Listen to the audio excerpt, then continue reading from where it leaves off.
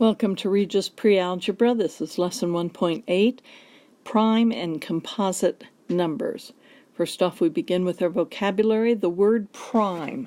The word prime means that a number, when it's attached to just a single number, it means the number has no factors except one in itself. For instance, the number 5. What are the multipliers, or the numbers that go evenly into 5? Well, 1 goes evenly into 5, and 5 goes evenly into 5, and those are the only two. Any number that has only 1 in itself as the factors are all primes. 7 would be a prime. Its only multipliers are 1 and 7. Now notice that is not exactly the same as what we talked about last lesson when we talked about two numbers being prime to one another. Being prime to one another, like 7 and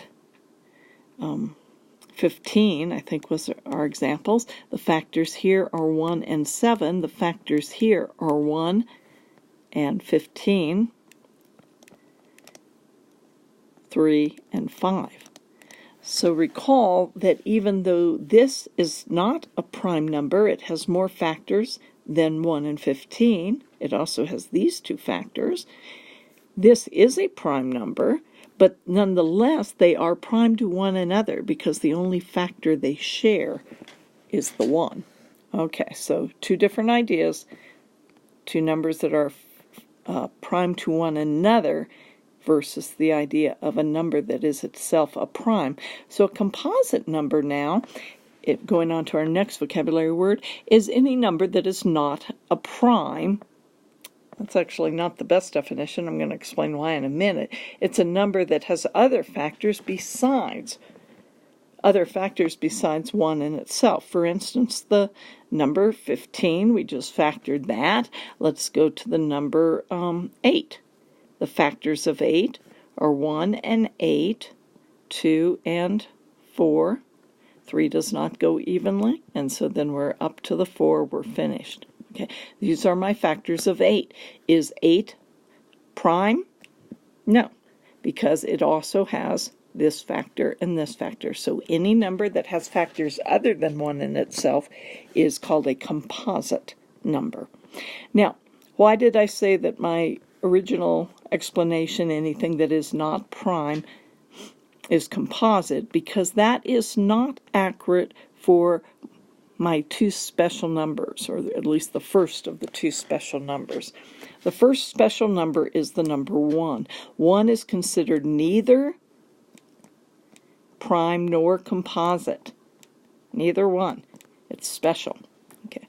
2 is also a special number in the sense that it is its factors are 1 and 2. By the definition of a prime number is its only factors are 1 and itself. So it qualifies as a prime number, but it is the only even prime number, because anything else would also be divisible by 2 if it's even, right? The only even prime number. So they're going to give you a lot of numbers. They're going to ask you to identify whether or not they're prime or composite, and they're going to ask you to circle prime factors. Now let's just do this. We'll explore one more thing here. Let's start numbering off our primes. 1 is not prime, okay? So we're not going to do that. 2 is prime. 3 is prime. 4 is not prime, because I could divide it by 2. 5 is prime. 6 is not prime. I could divide it by 2 or 3. Right? 7. Can I divide 7 by anything except 7 and 1? No. Okay. So 7 is prime. How about 8?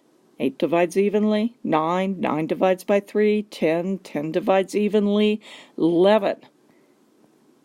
See how we're doing this? We're making a list of all the prime numbers. 12 divides evenly. 13. 14 divides evenly. 15 divides by 3 or 5. 16 divides evenly. 17 is prime. 18 divides evenly. 19 is prime. And on and on. You can get a list of all the prime numbers if it's by just thinking them through and deciding if they are divisible or not. And you could get your list up fairly high, comfortably high into the maybe the 50 range, or even up to 100 fairly easily. So that will get you started in recognizing whether or not a number is prime or not when you're looking at your factors.